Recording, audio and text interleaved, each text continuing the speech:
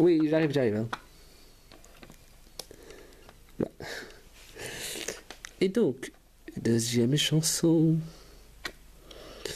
Oui, je vais finir mon coca et je vais finir.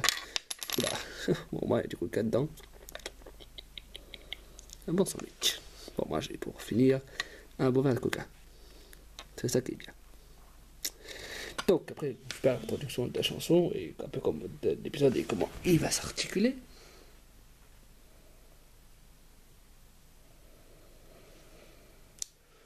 On passe à l'autre chanson qui, au tout début de l'épisode, mais que je avais décidé, que le compositeur a décidé de le coller dans le même épisode de l'émission. Pour tout simplement coller avec l'idée. Mais je colle vraiment juste après, donc c'est pour ça que vous l'avez. Attention. La chanson s'appelle Moi j'ai une théorie.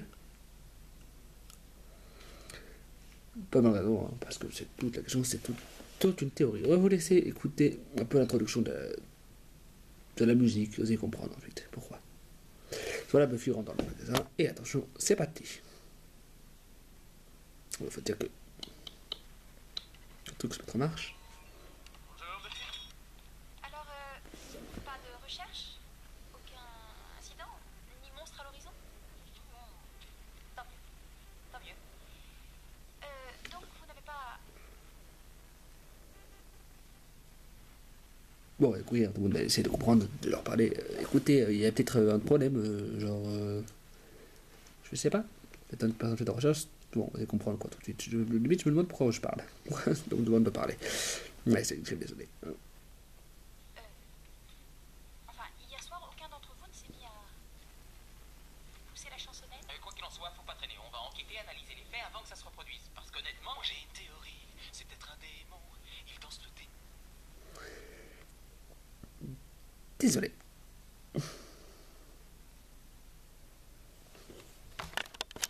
Donc, elle leur dit ce qui se passe.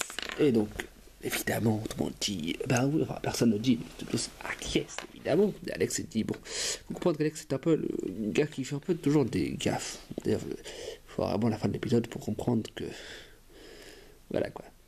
Vous allez vous spoiler, mais vous allez voir, je vous en prie, s'il vous plaît, regardez cet épisode. Si vous avez un doute, comment ça s'appelle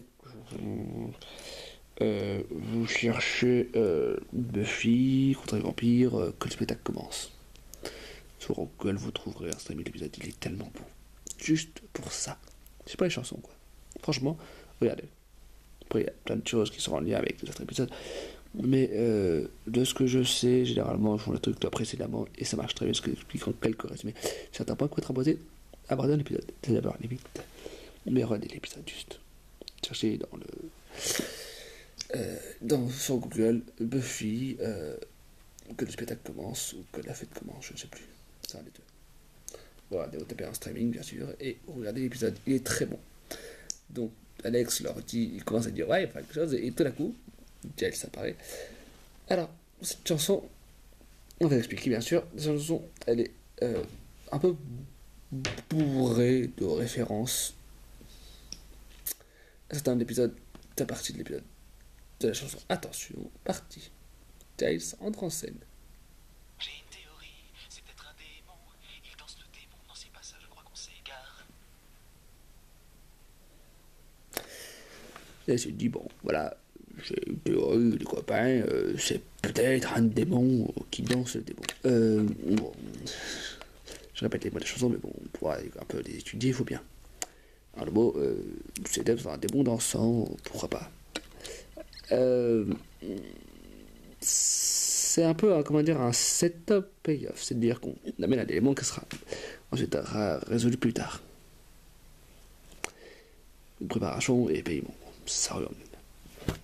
Et donc il dit que, ici on dit, oui, c'est un démon qui commence à chanter tout ça, et au final, on se rend compte, plus tard dans la chanson, plus tard, dans notre épisode, que effectivement, c'est un démon dansant et chantant.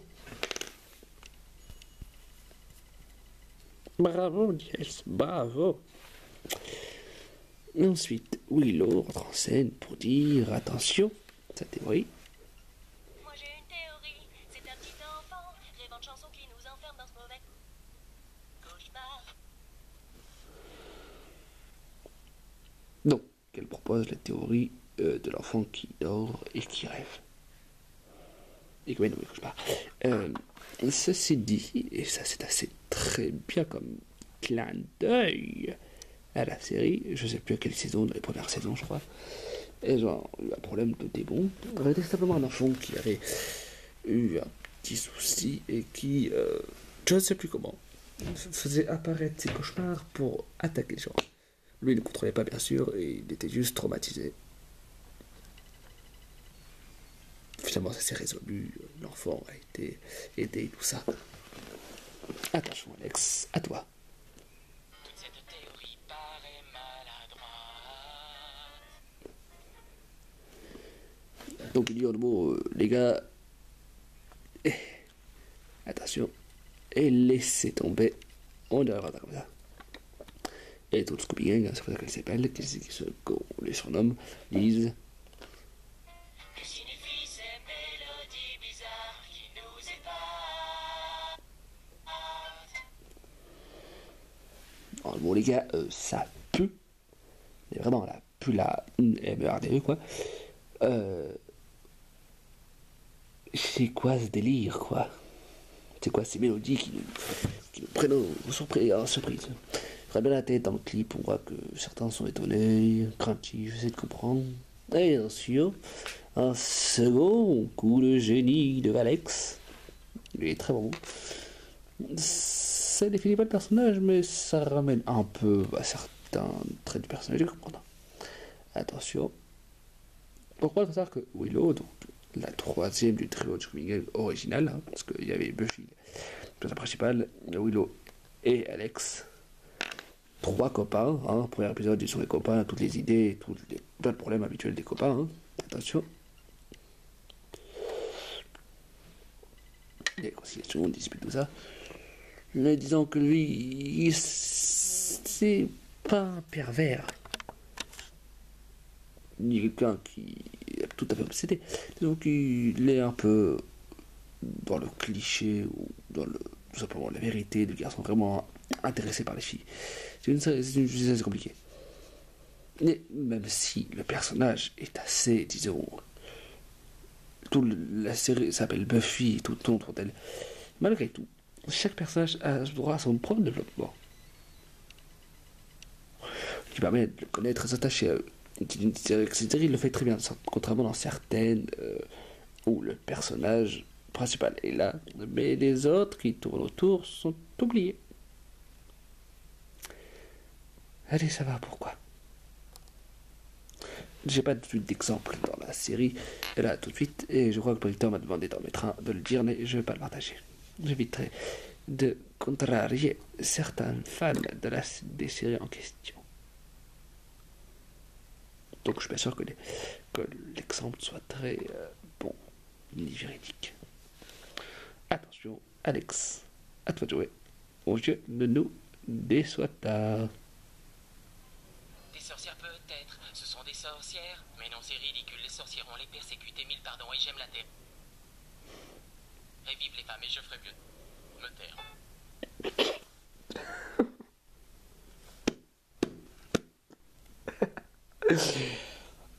En 3 grand max 4 lignes, Alex a bien sûr développé sa théorie, mais est-ce qu'il aurait résumé un peu son personnage? Pour vous expliquer, on va devoir changer le point de vue de la caméra. Et je vais devoir vous montrer un peu mieux. Dans cette série, il y a principalement des vampires. Donc, l'élément principal. Ensuite, il y a les démons. Plein de démons. Des démons, j'ai oublié tous les démons qui sont rencontrés. Par exemple, un des démons assez marquant qui était l'élément central d'une grande partie de la saison 2, c'était Attila, certain monstre de la saison 2, que Angel, enfin, certains vampires voulaient ramener à la vie. Bon, la fin de la saison 2 s'est terminée sur le fait, simplement la saison 2 s'est terminée avec son retour, enfin tout ça, machin. Bon, il faut voir la saison 2. Vraiment, c'est intéressé pour regarder cette série, je vous le dis. Allez là, foncez. Et enfin, troisième élément, et vraiment, c'est vraiment mineur. Vous allez vous montrer avec la bouffe, hein. Avec de la nourriture, j'ai pas autre chose. C'est les sorcières. Il n'y a pas beaucoup de problèmes avec les sorcières, hein, dans toute cette série, mais il y en a eu pas mal. Donc lui il dit, premièrement, ce sont seulement des sorcières, parce que nous avons tellement fichu la zut dans notre vie, c'est pas les sorcières. Et finalement il dit, mais non, les sorcières ne personne plus dans le monde. Oui, les sorcières qu'on a rencontrées avant sont mal barrées, quoi. Ensuite, il dit... Bon, il dit mille pardon, parce qu'il se rend compte qu'il se retrouve face à des sorcières, parce qu'il se trouve que Willow, la deuxième, enfin celle du trio, original, est une sorcière. Bon, après la saison 2 commence à développer des dons magiques, c'est très compliqué, alors c'est elle qui a sauvé la situation après la saison 2. Oui, c'est pour le spoil, mais je peux pas vous le dire, j'en parlais sans ça. Ensuite, il a rencontré Tara, qui était aussi une sorcière, c'est un léger spoil, mais qui ne gâche pas la surprise ni des découvertes. Et donc, tout ce beau monde, dans le groupe, il y a des sorcières. Dans la saison 5, c'est assez sympathique la façon dont Buffy prend la défense. Mais bon, pour ça, il faut voir la saison 5. Et enfin, il conclut en mode ouais, je vais peut-être me calmer. Il dit et j'aime la terre en mode ouais, je suis très limite les véganes, voire écolo. Je vais contre ni les véganes ni les écolos, hein, attention. Et ensuite, je vis les femmes parce que voilà, lui, les femmes, c'est une grande histoire d'amour. Et ensuite, je vois Godard, mais je suis fichu la honte, je le taire. Donc, retour à la normale après cette exposé gastronomique. Voilà. Et évidemment,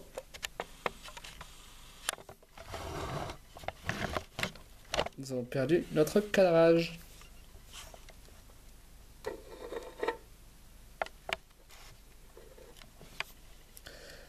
Désolé.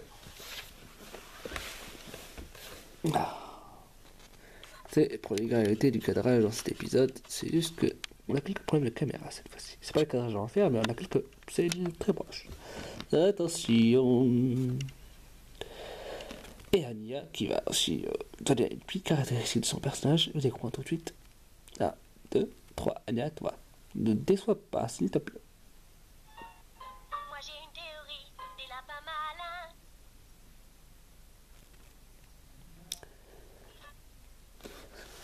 J'arrive. Excusez-nous, petite affaire familiale. Arrêtez. Donc, elle propose des bambas malins. Bon, petit clin d'œil. Bon, certains pourraient penser clin d'œil au jeu le pas crétin. Mais bon, pour moi, j'ai tombé. C'était une fausse référence. Mais c'est épisode sorti bien avant.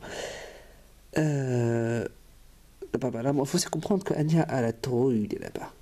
Hein, vous allez comprendre juste après, par la suite, parce qu'elle va développer un truc, c'est marrant. Donc, Tara, qui développe sa théorie, enfin, qui essaye de développer sa théorie, comprendre qu'aussi, Tara est un personnage assez attachant dans la série. D'ailleurs, ce qui arrive dans cette série, ça a bouleversé beaucoup de monde, ainsi que les personnages principaux. Non, mais je vais pas vous le révéler.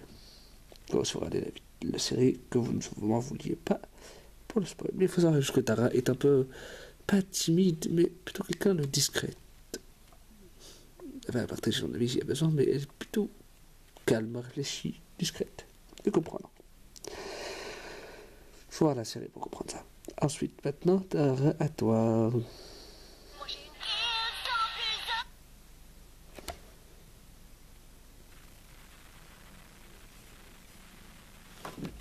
Bon, là, j'ai dit, moi j'ai une théorie, hein.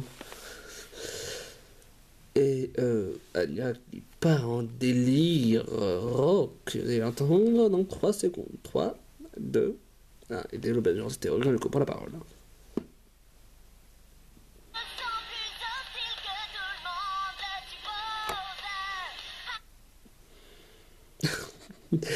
J'aime bien comment elle essaie de faire passer les TP comme des personnages maléfiques. Mais bon, il faut comprendre. Anya était autrefois une démon. Un démon, une démon. Je m'en fais du spoil que ça va faire un démon. Dans la vengeance. Je vais pas vous en dire plus. Juste que c'était ça. Next Demon. Vous comprenez, vraiment, je vous en supplie, regardez la série. Moi, j'en veux le faire entendre spoil. Bon, c'est pas des trucs trop gros, quoi.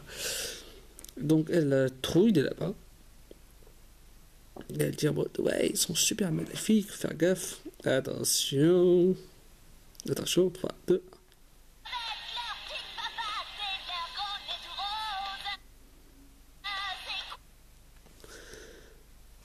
Je laisse écouter jusqu'à la fin.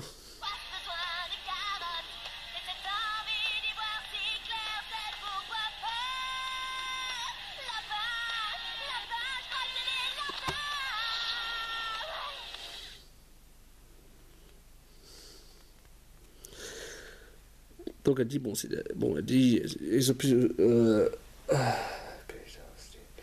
je sais que on dit, je pense, ils sont très mignons, mais ils sont très méchants.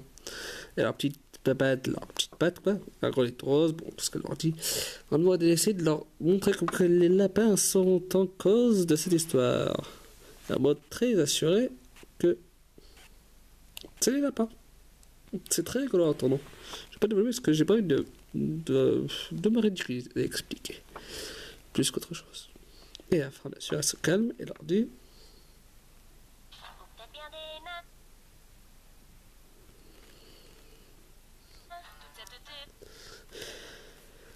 En le mot limite, je me suis un peu ridiculisé devant eux, là, en partant en steak, quoi.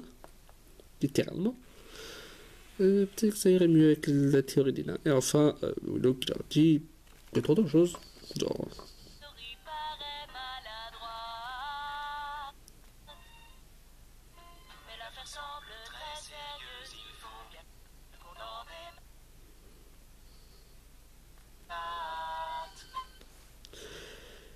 Quand dire le mot, les gars, calmez-vous, c'est très maladroit le mot, on n'arrivera jamais à rien. Et bien sûr, elle s'approche de Giles en mode, Giles, aide-moi. Désolé. Donc, alors lui, il est très sérieux, en mode, il faut pas rigoler avec ça, les amis, ça sent la caca. Pardon, ça sent la suite. Il faut travailler, quoi. Et attention, Tara qui renforce et essaye de donner son avis.